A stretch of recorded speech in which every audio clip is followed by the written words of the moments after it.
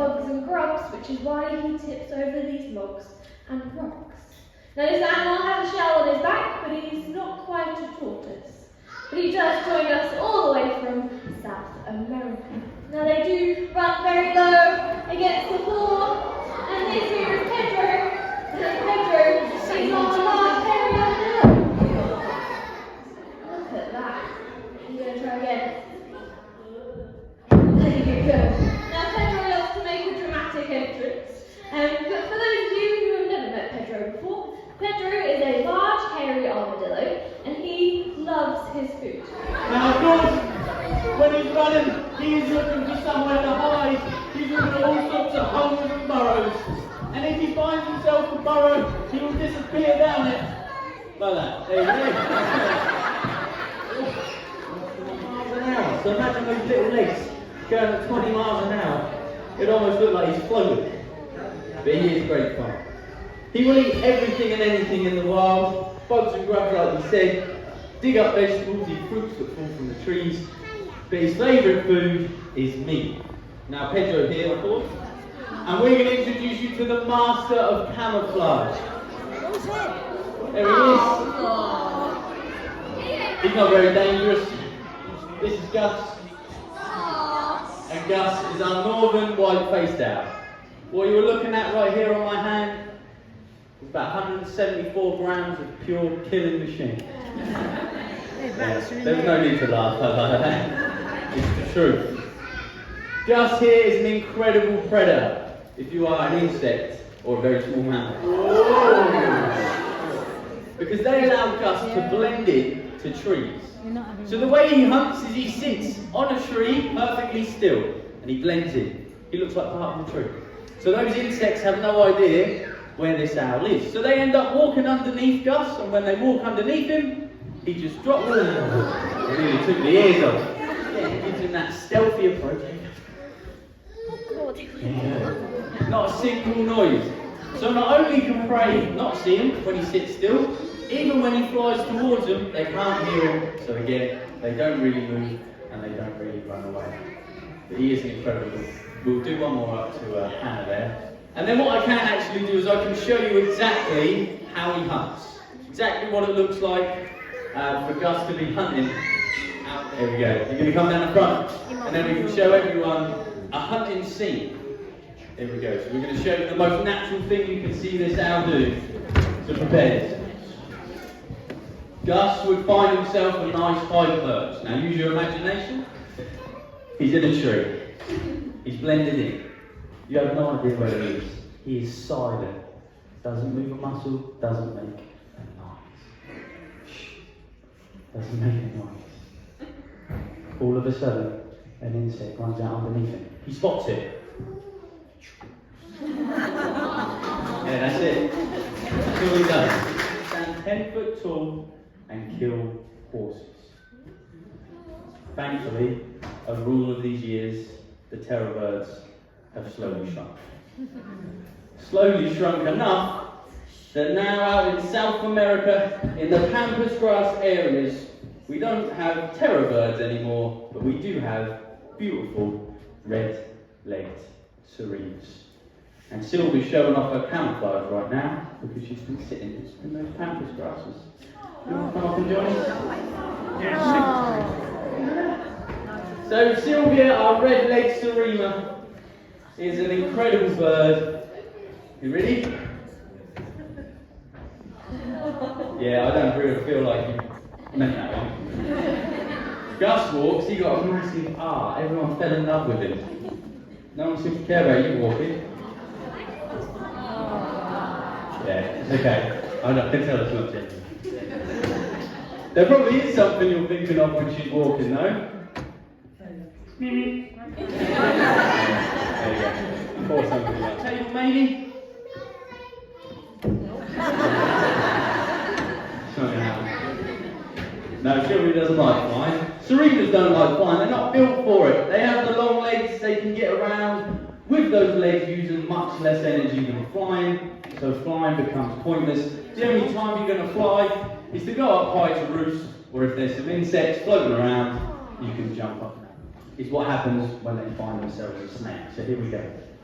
We're now going to put Rodney out. Watch what happens. Grabs him by the head. Oh! As hard as she possibly can, she slams him. You got Oh, against the floor. She is relentless. Now because she has grabbed Rodney by the head, the snake is completely defenseless.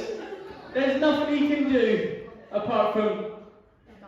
Oh, wait. He gets slammed now. Hold on. He's still there, he's still there. Hold on. There he goes. Oh, here we go. Back. Try. Oh, there is nothing he can do. When a Sarima grabs hold, he is pretty much completely challenged for one of these poor snakes. Or if this was a reptile, a rat, anything really, Sylvia would be doing the exact same thing. Slamming it as hard as possible against the floor. There we go. Poor Rodney there. I'm going to see if she wants to go on this rope above your head. Okay? But because of this, I'm going to need everyone to stay nice and calm and nice and still in their seats while she's out so that she feels comfortable enough to run over your heads. Okay? So if we're all nice and calm, I'm going to introduce you to an animal that comes all the way from an island called Madagascar. And if you look up in the forests in Madagascar, you won't see monkeys, you will see lemurs. And we're going to introduce you to Dooley. How beautiful we'll Now we want to show you some natural behaviours with Dooley today. And one of the first ones I want to show you is scent marking. So these animals, they will mark trees out across Madagascar. And Dooley here, she has a scent gland at the base of her tail. Now if she wanted to mark some trees as her own, she would find a tree, have a sniff, go, right, I want that one. Pop the scent gland down, and have a good old wiggle. You see that? There's a good little shake on that branch, and that then means that that scent is now all over that tree. So she can almost claim that as her own. Almost like giving yourself an address. Imagine instead of an address, you had a smelly front door. And when you left, you locked your house and then just went, yeah, that's mine. Sounds quite fun, unless you're a postman. And then of course you've got to go around smelling doors. But there she goes. That long tail helps to keep her nice and stable and balanced as she goes massive distances in the wild. But here, unfortunately, that's about as far as we can get her to go. Now, she is an amazing animal. I'm sure you've all seen these before, and you all probably very much enjoy lemurs. But sadly, these ring-tailed lemurs out there in Madagascar, there's only around 2,000 of them left out there on the island. So that means on busy day, come over here, say goodbye, and we'll just say a massive thank you to Dooley there. Our beautiful ring-tailed lemur. Floating very low over your head today, and we're going to show you just how Bramble uses his incredible hearing to find his prey. Good boy. You can come around for it. Good boy. Now he's got this very round face of his, and he uses this almost like a satellite dish to pinpoint. That's a short one.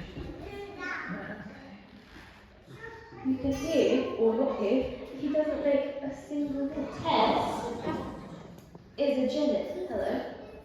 Or was that a nice snack? Or don't crunch it behind your back. Where are you going? You're off with the feather as well. You're coming back up here. Go on then. Up here. Tess. Come here. We'll introduce him a bit better. So Tess is a genet, and she lives in the forests of Africa. And she's an arboreal animal, so she spends pretty much her whole time in the trees. So she marks her scent by marks her territory by leaving her scent in the trees. Today I am her tree, so she has to make me smell like her because I don't smell like her at the moment. Now what she has is retractable claws which she digs into the bark to leave her scent deeper, and today that's my scalp. So she would head up into the trees using those little legs of hers and that very long tail to help keep her balance. Now those retractable claws not only dig into people's heads, but it also helps her to keep a grip in those branches. That very, now she's after food. She'll eat fruit, but she'll also eat things like eggs and also adult birds. Oh, you're getting double snacks today, Tess. Oh, you're a lucky girl. She's getting lots of snacks out here today. Now that long body helps her move in and out of tight spaces like this. She's after birds' eggs, adult birds, and also a chick if she can find it too. Now you might be looking at Tess and think, there you go. So she has rotatable ankles, which means that she can head down head first. Cats have to head down bottom first. Now these beautiful forward-facing eyes. Now I know she doesn't look too terrified, but if you picture her 3 meters tall and chasing after you, I'm sure you would be. I'm not back. Now she's not showing it off very well, but these cerebras can run at speeds of up to about 20 to 25 miles an hour.